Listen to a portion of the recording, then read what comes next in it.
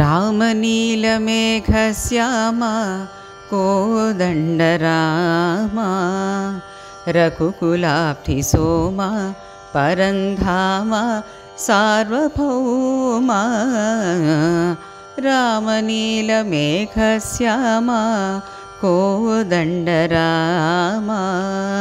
रघुकुलाब्धिसोमा परन्धामा सार्वभौमा रामनीलमेघश्यामा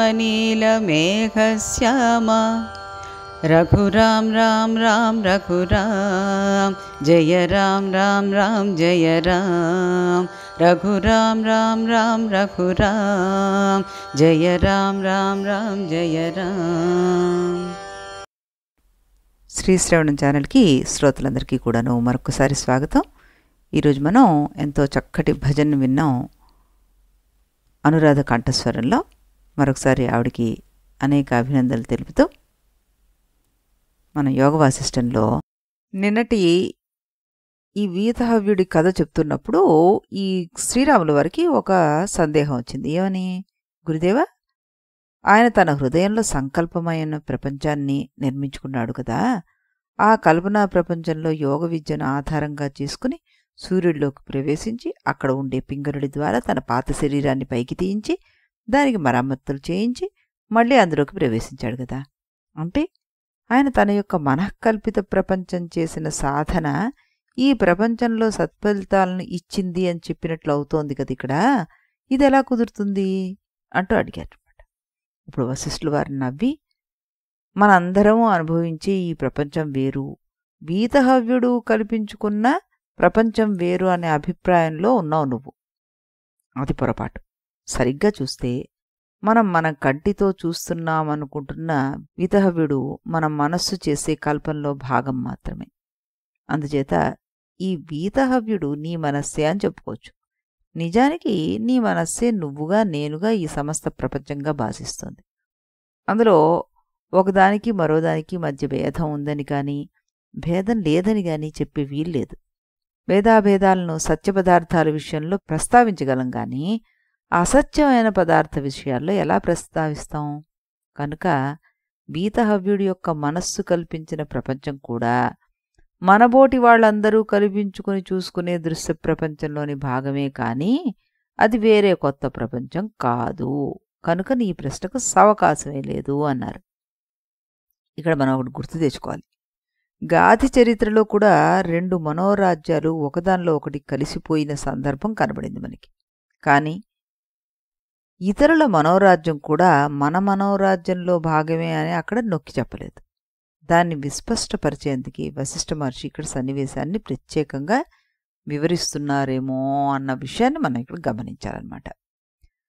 అప్పుడు ఈ మాట అనగానే ఆయన వేరే కొత్త ప్రపంచం కాదు కనుక నీ ప్రశ్నకు సావకాశమే లేదు అని అనగానే శ్రీరాములు వారు అన్నారు, గురుదేవ, అలా అయితే మరో సందేహం ఉందండి. ఆత్మవేత్తలైన జీవన్ముక్తుల్లో ఎక్కువ మందికి ఆకాశగమనాది దివ్యశక్తులు కనిపించవు. ఎందుకని మరి అని అడిగారు. అప్పుడు ఆ శక్తులు రకరకాలుగా వస్తాయ్యా రామయ్య. కొందరు దేవతాజాతుల వారికి ఇవి సహజ సిద్ధమైన శక్తుల కింద వాళ్ళ ఆ శరీరంలో ఉన్నంతకాలం అవి ఉంటాయి. ఆత్మవేత్తలైన మానవులకి ఇవి సహజ సిద్ధమైన శక్తులు మాత్రమే కావు, కావాలి అంటే సాధించుకోవచ్చు. మణులు, మంత్రాలు, ఔషధాలు మొదలైనవి ఇందుకు ఉపయోగిస్తారన్నమాట. వాటిని సాధించడానికి ఆ వ్యక్తి జీవన్ముక్తుడు కావాలనే నియమం ఏమీ లేదు. అసలు కొన్ని శక్తులకు మనుషులే పుట్టాలనే నియమం కూడా లేదు. ఉదాహరణకి దోమలకి ఆకాశగమన శక్తి ఉన్నట్టుగా గమనిస్తూనే ఉన్నాం కదా. ఇక ఆత్మజ్ఞానం కోసం సాధన చేసే సాధకుడు ఈ దివ్యశక్తుల గురించి ఆలోచించడు. అతనికి ఇవన్నీ ఆ విద్యలో భాగాలని తెలుసు. అందుచేత అతను వాటిని తుచ్చమైన వాటిగానే చూస్తాడు. తుచ్చము అంటే కుందేటి కొమ్ములాగా పేరు మాత్రం ఉండి వేరే అస్తిత్వం లేని పదార్థం. అవిద్యను మొత్తాన్ని తుడిచిపెట్టే ప్రయత్నంలో అతను ఉంటాడు కనుక మధ్యలో ఈ తుచ్చ దివ్యశక్తుల కోసం అతను ప్రయత్నం చెయ్యడు. ఒకవేళ ఎవరైనా ఒక ఆత్మజ్ఞుడు ప్రారబ్ధ శేషం చేత ఇలాంటి శక్తులు కావాలని సంకల్పిస్తే అతను కూడా మనులను, మంత్రాలను, ఔషధాలను, యోగాలను పట్టుకొని సాధించుకోవచ్చు. అప్పుడు అతనికి అవి లభిస్తాయి. అయితే సామాన్య జీవన్ముక్తుడు దేన్ని కోరడు, దేన్ని తిరస్కరించడు. పైగా ఆ శక్తులు మోక్షపదానికి ఉపయోగించవు కనుక జీవన్ముక్తుల్లో ఎక్కువ మంది వీటిని ఆదరించే అవసరం కూడాను ఉండదు. మన కథలో వీతహవ్యుడు కూడాను శక్తులను సంపాదించాలని కోరిక లేదు కనుక అవి సిద్ధించలేదు. మోక్షం కావాలనే కోరిక ఉంది కనుక దానికోసం కృషి చేశాడు, అది సిద్ధించింది. అప్పుడు శ్రీరాముడు అన్నాడు, గురుదేవా, అలాగైతే బురదలో కూరుకుపోయి బిగుసుకుపోయిన వీతహవ్య శరీరాన్ని ఏ నక్కలో రాక్షసులో ఎందుకు పీక్కు తినలేదు? కనీసం అది ఎందుకు కుళ్ళిపోలేదు? పింగళ్ళు వచ్చి దాన్ని పైకి తీసేసరికల్లా అది అంత తేలిగ్గా ఎందుకు బాగుపడింది? వెనుకటి శరీరాల్లో కల్పాల కొద్దీ సాధన చేసి సిద్ధించిన మోక్షం ఈ వీతహవ్య శరీరంలోకి ప్రవేశించిన తర్వాత కొద్ది కాలానికి ఎలా సిద్ధించగలిగింది అంటూ అడిగాడనమాట. అప్పుడు వశిష్ఠులు వారు అన్నారు, రామా, వీతహవ్య శరీరాన్ని పురుగులు, పులులు, పిశాచాలు ఎందుకు తినలేదు? ఇదే కదా నీ ప్రశ్న, మొదటి ప్రశ్న. అయితే దానికి సమాధానం విను. నువ్వు పొరుగురులో పోవాలని దారిలో నడుస్తున్నావు. దారిలో నీ గిట్టన వాడొకడు కనిపించాడు. నీ మనసు క్రోధంతో కొతకుతలాడిపోయింది. కొంత దూరం పోయేసరికలో ఓ మిత్రుడు కనిపించాడు. నీ మనస్సు సంతోషంతో కిలకిల్లాడిపోయింది. ఇంకా కొంత దూరం పోయేటప్పటికి ఒక కొండ శిఖరం కనిపించింది. అప్పుడు నీ మనస్సులో క్రోధం కలిగిందా, స్నేహం కలిగిందా? రెండూ లేవు. దానికి కారణం ఏమిటి? నీ శత్రువులో ద్వేషభావం ఉంది. ఆ భావం దగ్గర నీ మనసు వెళ్లేసరికలో అది కూడా ద్వేషభావంతో నిండిపోయింది. నీ మిత్రుల్లో స్నేహభావం ఉంది కనుక దాని దగ్గరికి వెళ్ళేసరికి మనస్సు స్నేహంతో నిండిపోయింది. కొండ శిఖరంలో ద్వేషం లేదు, స్నేహం లేదు. అందువల్ల అక్కడికి వెళ్ళినా నీ మనసులో ఏ వికారమూ ప్రాప్తించలేదు. అందువల్ల కొండ శిఖరాన్ని చూసినప్పుడు అది రాగద్వేషరహితం అయిపోతుంది. అలాగే ఒక మామిడి పండును చూసినప్పుడు దాని మీద కోరిక, ప్రేమ ఏర్పడుతుంది. ఎందుకంటే అది తినడానికి సరిపోతుంది కాబట్టి ఆ భావం నీకు ముందే ఉందన్నమాట. ఓ కుంకుడు పండును చూసినప్పుడు నీకు ద్వేషభావం పెరుగుతుంది. ఎందుకంటే అది చేదు పండు కనుక. ఈ విషయం నీకు ముందే తెలుసు. ఏమీ తెలియని కొత్త పండు కనిపించిందనుకోండి, నీ మనసుకి దాని మీద రాగం పుట్టదు, ద్వేషం పుట్టదు. అది మనసు యొక్క స్వభావం. ఉత్తములైన యోగీశ్వరులు రాగద్వేషాతీతమైన స్థితికి వెళ్ళిపోతారు. అలాంటి వాళ్ళ దగ్గరికి ఒక కొత్త మనసు చేరితే ఆ మనస్సులోకి రాగం ప్రవేశించదు, ద్వేషము ప్రవేశించదు, కోరిక ప్రవేశించదు, అసహ్యము రాదు. ఈ విషయాన్ని యోగశాస్త్రం కూడా మనకి నిర్ధారణ చేసి చెప్తుందన్నమాట. తస్సన్నిధో వైరత్యాగ అనే యోగసూత్రం యోగుల సన్నిధిలో క్రూర జంతువులు కూడా పరస్పర విరోధాన్ని విడిచిపెడతాయన్న దాన్ని మనకి స్పష్టీకరిస్తోంది. ఇక్కడ వీతహవ్యుడి విషయంలో అదే జరిగింది. ఆయన రాగద్వేషాతీత స్థితికి చేరుకున్నాడు కనుక పురుగులకు గాని, జంతువులకు గాని, రాక్షసులకు గాని చివరికి ఎవరికి అయినా అన్ని హింసించాలనే భావన కలగలేట. అందుకని ఆ దేహం అలా ఉండిపోయింది. ఇక ఈ దేహం ఎందుకు కుండిపోలేదు అనే ప్రశ్నకి వీతహవ్యుడు సమాధి యోగం నుండి సామ్యావస్థను అందుకున్నాడు. ఆ తర్వాత కొంతకాలం ఈ శరీరాన్ని వదిలిపెట్టి వేరే శరీరాన్ని ధరించాడు. సూక్ష్మ శరీరం వదిలేసిన తర్వాత స్థూల శరీరం నశించాలి కదా, ఎందుకు నశించలేదు అనేది ఈ ప్రశ్న. నశించడం అంటే ఏమిటి? స్పందమే, చలనమే నాశం. ఈ స్పందం రెండు రకాలు, అంతఃస్పందం, బాహ్యస్పందం అని చెప్పుకున్నాం. బాహ్యస్పందము అంతఃస్పందం కంటే అంటే మానసిక స్పందం అన్నమాట. మనస్సు వల్ల కలిగే ప్రాణాది వాయుస్పందం కూడా అంతఃస్పందమే. ప్రాణాది వాయువుల యొక్క స్పందం వల్ల కలిగే స్థూలేంద్రియ స్పందం బాహ్యస్పందం అవుతుంది మనకి. ఈ రెండు రకాల స్పందాలు ఏ శరీరంలో ఉన్నాయో ఆ శరీరం క్రమంగా నశిస్తుంది. రెండు రకాల స్పందాలు లేని శరీరం శిలాఖండంలాగా అలాగా 1000 సంవత్సరాలైనా పడి ఉంటుందన్నమాట. ఇది కూడా యోగశాస్త్ర ప్రసిద్ధమే. ఇక వీతహవ్యుడి యొక్క శరీరం అతని స్థూల శరీరాన్ని వదిలిపెట్టడం, కొత్త శరీరాన్ని ధరించడం, మళ్ళీ పాత శరీరంలోకి ప్రవేశించడం, ఇవన్నీ అతని మనసు చేసే విలాసాల్లో భాగాలే. కానీ ఆ మనసు ఇప్పటికీ 2 రకాల వాయుస్పందనలు దాటి వెళ్ళిపోయింది కనుక ఆ శరీరంలో ఏ రకమైన మార్పులు లేకుండా అలా రాయిలాగా ఉండిపోయిందనమాట. రామ, వీతహవ్యుడి పాత శరీరంలోకి ప్రవేశించిన తర్వాత విదేహముక్తి రావడానికి కారణం ఏమిటి అన్నదే నీ మూడో ప్రశ్న. దీనికి సమాధానం చెప్తాను విను. రామ, విదేహ కైవల్యం విషయంలో త్వరగా వచ్చింది, ఆలస్యంగా వచ్చింది అనే మాటకి అర్థం లేదు. సంసారబంధమైన మనస్సు అనే ప్రయత్నంలో చేస్తూ ఉండగా అనుకోకుండా శుద్ధతత్వ జ్ఞానాన్ని పట్టుకోవడంతో వీతహవ్యుడు విదేహముక్తిని పొందడం జరిగిందనమాట. పెద్దలు ఓ మాట చెప్తుంటారు, తూషేణ బద్ధో వ్రీహి స్యాత్ తూషాభావేతు తండుల పాశబద్ధ సదా జీవ పాశముక్త సదా శివ అన్నారు. పైన పొట్టుంటే అవి వడ్లు, పొట్టు లేకపోతే అవి బియ్యం. అలాగే బంధం ఉంటే జీవుడు, బంధం పోతే సదాశివుడు అని అర్థం అన్నమాట. కనుక బంధముక్తిని అందుకున్న జీవన్ముక్తుడు సాక్షాత్తుగా శివుడితో సమానుడు. తస్యాహ వా దేవాస్య నా భూత్యా ఈశతే ఆత్మాహ్యేషాం సభవతి అనే వేదవాక్యం కూడా దీన్ని సమర్థిస్తోంది మనకి. అందువల్ల సదాశివ సముడైన జీవన్ముక్తుడు ఎప్పుడు సంకల్పిస్తే అప్పుడు విదేహ ముక్తి లభిస్తుంది. ఆయన ఎప్పుడు సంకల్పిస్తాడన్నది మాత్రం మనం ఎవరని చెప్పలేం, అది కాకతాళీయంగా జరిగిపోతుంది అన్నమాట. కనుక విదేహముక్తికి కాల నిర్ణయం ఎవరూ చేయలేరు. వీతహవ్యుడి బంధరూపమైన మనసు నశించిపోయేటప్పటికల్లా ఆత్మవిచారణ పెరిగి మైత్రి మొదలైన యోగశాస్త్రోక్త సద్గుణాలు ఆవిర్భవించాయి. అప్పుడు రాముడు వారు ఒక ప్రశ్న వేశారు. అదేమిటి గురుగారు, ఓ పక్క మనసు నశించిపోయింది అంటున్నారు, మరో పక్క మైత్రి మొదలైన సద్గుణాలు ఆవరించాయి అంటున్నారు. మనస్సు అనేదే లేకపోతే ఈ గుణాలు ఎక్కడ పుట్టమరుస్తాయి మరి అంటూ చక్కటి ప్రశ్న వేశారు ఆయన.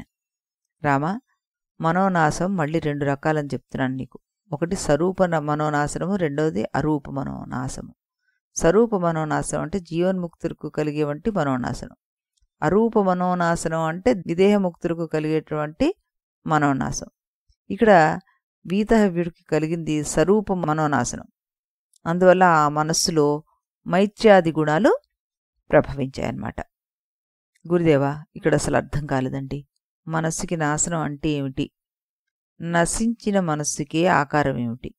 ఆ మనస్సు మళ్ళీ పనిచేసే విధానం ఏమిటి? ఇలా చెప్తున్నారు మీరు, ఇదంతా అర్థం కావట్లేదండి అంటూ అడిగితే అప్పుడు ఆయన ఏం చెప్పారు?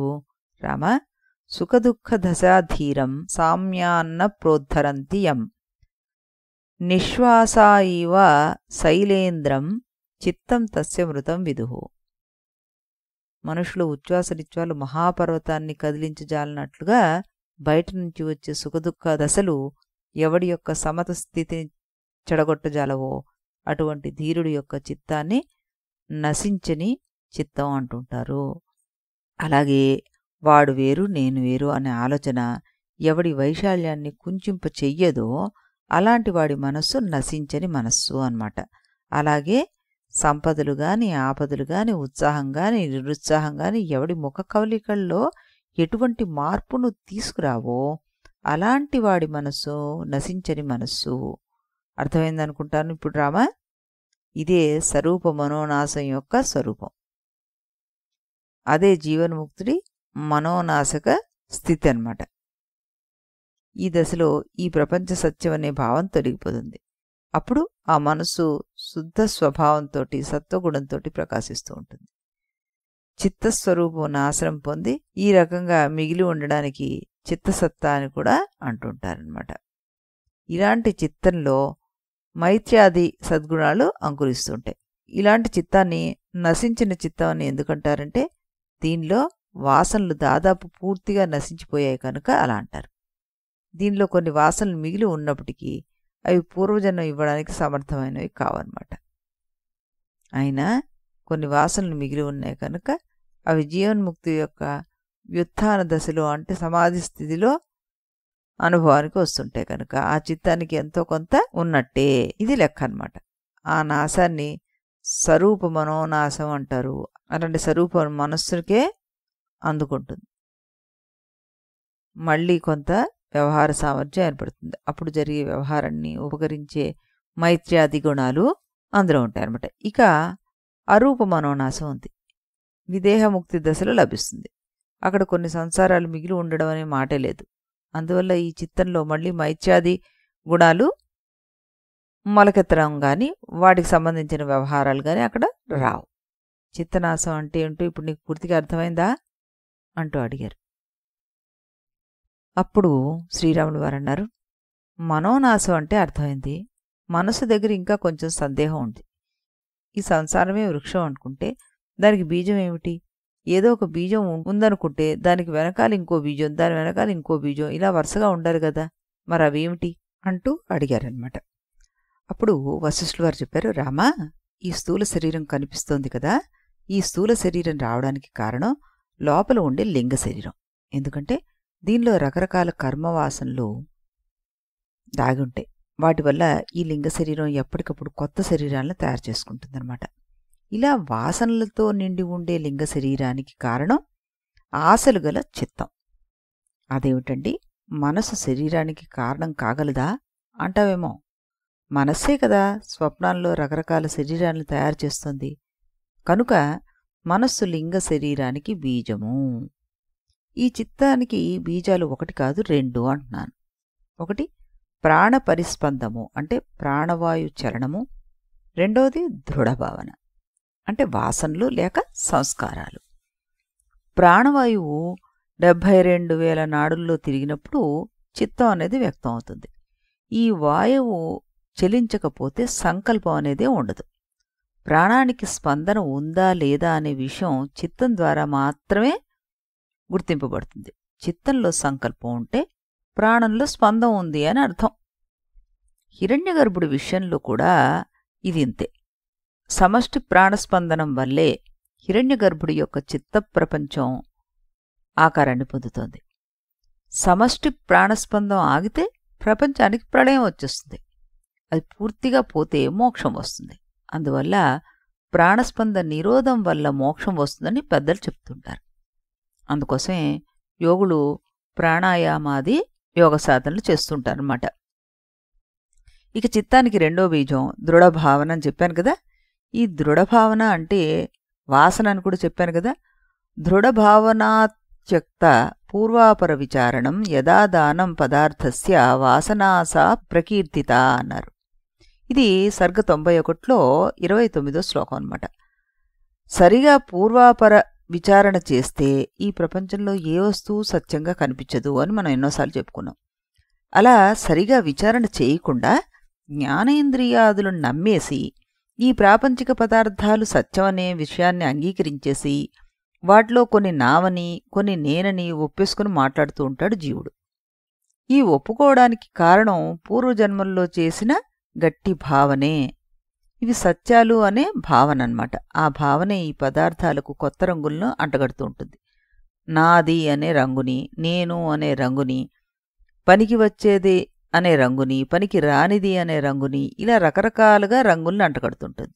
కనుకే దీనికి వాసన అన్న పేరన్నమాట. వాసయతీతి వాసన అన్నది ఉత్పత్తి. ఒక్కొక్క జీవికి శరీరం, ఇల్లు మొదలైనవి ఉన్నా పూర్వాపర విచారణ బాగా చేయడం వల్ల వాటికి నేను, నాది అనే రంగు తగలకపోయినట్లయితే వాడికి వాసనలు లేనట్లుగా అవుతుందన్నమాట. లోకంలో మనిషి దేన్ని గట్టిగా భావన చేస్తే వాడు అలాంటి వాడైపోతాడు. అది లోకధర్మం. అసమ్యక్ దర్శనం యస్మాత్ అనాత్మాన్యాత్మ భావనం యదా వస్తుని వస్తుత్వం తచ్చిత్తం విద్ధి రాఘవ. దేనివల్లైతే సరి అయిన చూపు తొలగి తాను కాని దాని మీద తాను అనే భావం కలుగుతుందో, సత్యం కాని దాని మీద సత్యం అనే భావన కలుగుతుందో అదే చిత్తం. రామా, మరోసారి చెప్తున్నాను చూడు. ప్రాపంచిక పదార్థాలు నిజమేనవని భావించడమే ఈ చిత్తం చేసే పని. కనుకే చిత్తానికి దృఢభావన అంటూ రెండవ బీజాన్ని నేను చెప్పాను అని. ఇంకా ఏం చెప్తున్నారు? రామా, ఈ 2 బీజాలకి ఒక విచిత్రమైన పరస్పర సంబంధం ఉందయ్యా. ఏమిటంటే వీటిలో ఏ ఒక్కటి నశించినా రెండవది వెంటనే నశించిపోతుంది. ఎందుకంటే మనసు ఉద్భవించడానికి ఈ 2 బీజాలు కలిపి కారణం అవుతున్నాయి కాబట్టి విడిగా ఏ ఒక్కటి అందుకు సరిపోదు. కుండలో నీళ్లు తీసుకోవాలి అంటే కుండలో ఆకాశం ఉండాలి, చెరువులో నీళ్లుండాలి. అలాగే చిత్తం పుట్టాలి అంటే ప్రాణస్పందం ఉండాలి, దృఢభావన ఉండాలి. కనుకనే వీటిలో ఏ ఒక్కటి నశించినా రెండవది నశించి తీరుతుంది. మరో విధంగా చెప్పాలంటే ఈ 2 ఒకదానికొకటి బీజాలు. దీన్నే బీజాంకుర న్యాయం అంటారు. అంటే విత్తు మొలక సామెత అన్నమాట. ఈ 2కి కలిపి శబ్దస్పర్శాది విషయాలు బీజం అయితే విషయ పరిత్యాగం చేస్తే ప్రాణస్పంద దృఢభావనలు 2 కూడా నశించిపోతాయన్నది విషయం ఇక్కడ. విషయ పరిత్యాగం అంటే శబ్దస్పర్శాది విషయాల్ని చిత్స్వరూపాలే అని, అవి చిత్తు కంటే భిన్నమైనవి కావని భావించడమే ఈ విషయ పరిత్యాగం. దీన్నే సంవేదత్యాగము అని కూడా అంటుంటారు. విషయం జడం కదా, చిత్తంటే చేతనం కదా. విషయం చిద్భిన్నం ఎలా అవుతుంది అని సందేహం వస్తుంది మనకి. దానికి ఆయన ఏ సమాధానం చెప్పారనేది మనం రేపటి ఎపిసోడ్లో ఇంకొంచెం వివరంగా తెలుసుకుందాం. ఈలోపు మనం కూడా ఈ విషయం ఆలోచిస్తున్నాం. మళ్ళీ రేపు ఇదే సమయానికి ఇదే ఛానల్లో రాముల వారి కీర్తన విన్న తర్వాత చెప్పుకుందాం. అంతవరకు సెలవు.